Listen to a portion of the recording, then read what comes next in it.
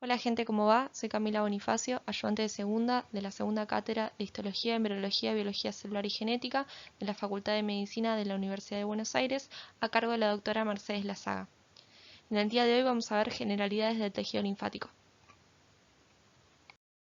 Un aviso importante, el presente material audiovisual busca ser un complemento adicional que facilite el estudio de la materia, no reemplaza la bibliografía oficial. ¿Cuáles son los objetivos de la clase de hoy? Mencionar los componentes del tejido linfático, identificar las diferencias entre tejido linfático difuso y tejido linfático folicular, comprender la clasificación de los órganos linfáticos. Arranquemos. Tejido linfático. ¿Qué es el tejido linfático? Es un tejido conectivo especializado. Siempre recuerden definir al tejido que están estudiando.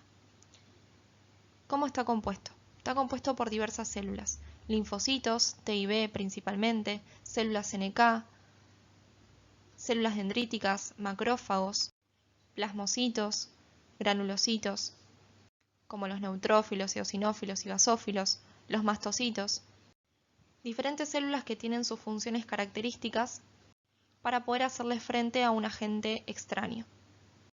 Muchas de ellas colaboran entre sí para poder combatirlo y erradicarlo, eliminarlo finalmente de nuestro organismo. Además de las células mencionadas, tenemos al tejido de sostén. ¿Cómo está conformado este tejido de sostén? Por un lado está conformado por células reticulares que producen fibras reticulares. Las fibras reticulares son fibras de tejido conectivo compuestas por colágeno tipo 3 que se pueden visualizar con impregnación argéntica o PAS.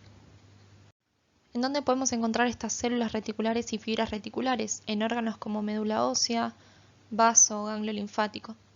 El timo presenta un estroma o un tejido de sostén diferente. Este está compuesto por las células epitelio reticulares. En el video de timo van a profundizar un poco más sobre estas células. Organiza el tejido linfático. Por un lado tenemos al tejido linfático difuso. Las células del sistema inmune se encuentran dispersas, una al lado de las otras, no forman ninguna estructura característica. Y por otro tenemos el tejido linfático nodular, en el cual las células del sistema inmune forman una pelota o bola llamada folículo, en este caso folículo linfático primario. Estas células están en reposo y cuando contactan con un agente extraño se activan, proliferan y se diferencian, generando una respuesta inmune contra ese agente extraño, formando el folículo secundario. Tenemos por un lado una zona de manto periférica, basófila intensa, todo esto de acá, zona de manto, y la región central, basófila pálida, que es el centro germinativo. Entonces, por un lado, folículo linfático primario, veo una masa de células del sistema inmune, bien basófila, células en reposo. Cuando contactan con algo extraño, generan la respuesta inmune, empiezan a activarse, proliferar, diferenciarse, formando el folículo linfático secundario. Recuerden la zona de manto corona, periférica, basófila intensa, y la zona central, que es el centro germinativo, basófilo pálido.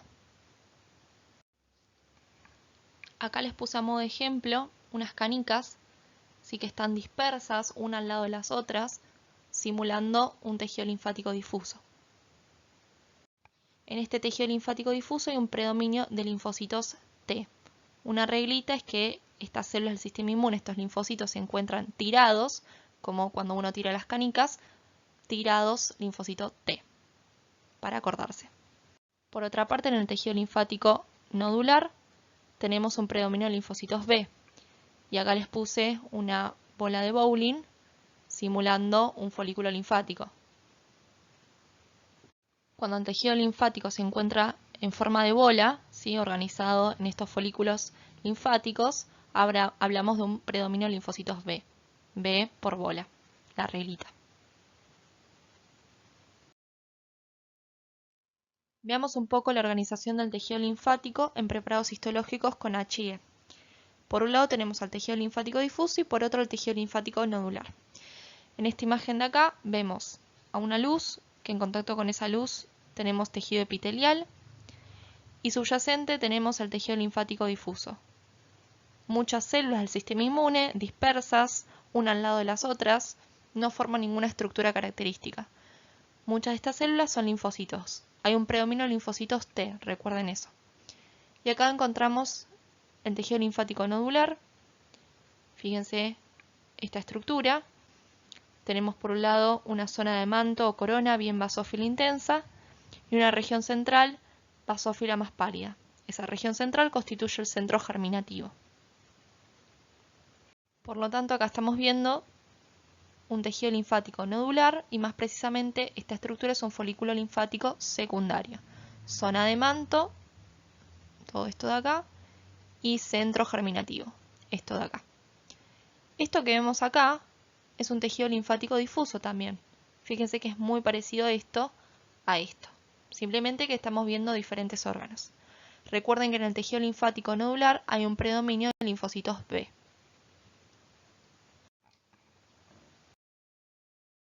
Clasificación de los órganos linfáticos.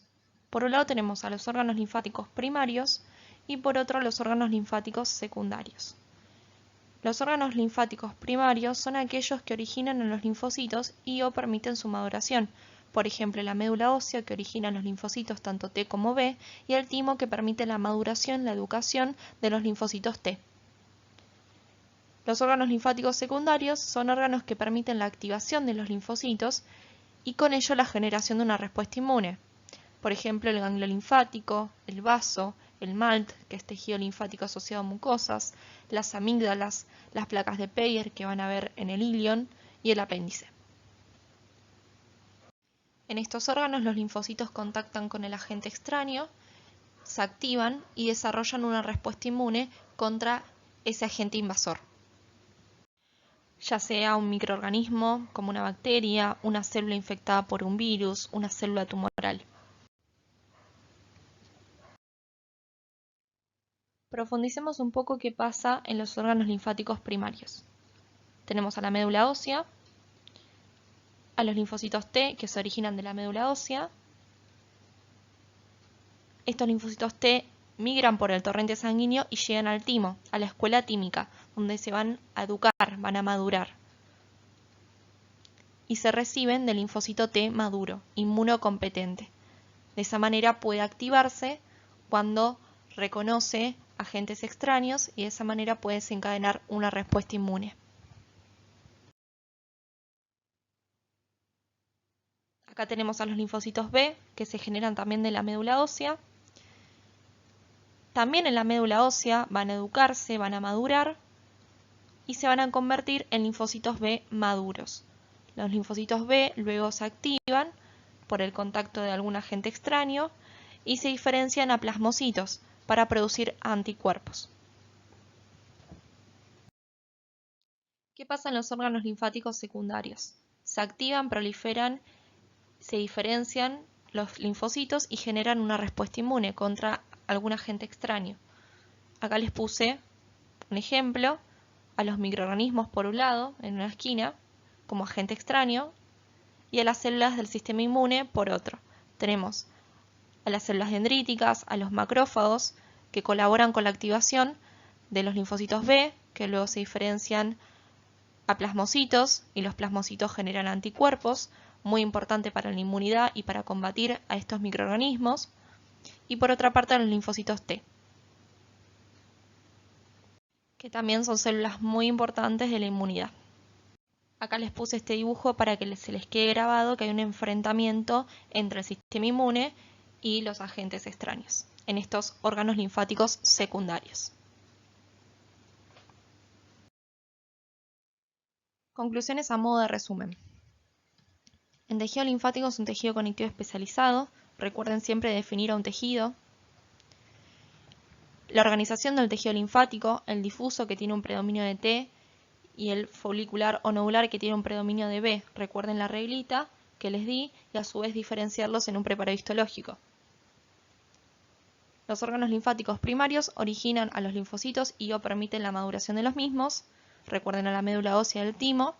Mientras que en los secundarios se generan respuestas inmunes, como el vaso, el ganglio linfático, el MALT, las amígdalas. Esta es la bibliografía que utilicé. Muchas gracias por su atención. Cualquier consulta acá les dejé mi mail y espero que les haya gustado la clase. Adiós.